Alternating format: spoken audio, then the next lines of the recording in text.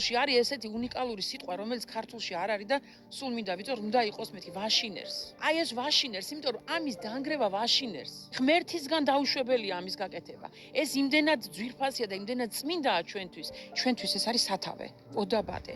ეს არის ჩვენი სული და გული, ჩვენი სოფელი ამასთან ასოცირდება ამ ადგილთან და ყველაზე აი ცუდ სიზმარში კი არა ზღაპარში გველეშაპი რო დაეპატრონება დინარეს, აი ზუსტად ის ხდება დღეს ბალტაში. ბალდის სავიზიტო ბარათი, ბალდის თავშეყრის ადგილი, ბალდის სარიტუალო, აი დათლისღებაც აქ ტარდებოდა ყოველ წელიწადს. და მე იმდენად მადლიერი ვარ ამ ჩემი მდინარის და ჩემი სათავის. ეხა ვალდებული ვარ, რომ ეს დავიცვა გარდა იმისა გასხვისებისგან, გარდა ამისა უნდა დავიცვა მისი დაანგრევისგან, იმიტომ რომ ამას გრევას უპირებენ, ამას წაბილწვას უპირებენ და ზუსტად ამისგან უნდა დავიცვათ.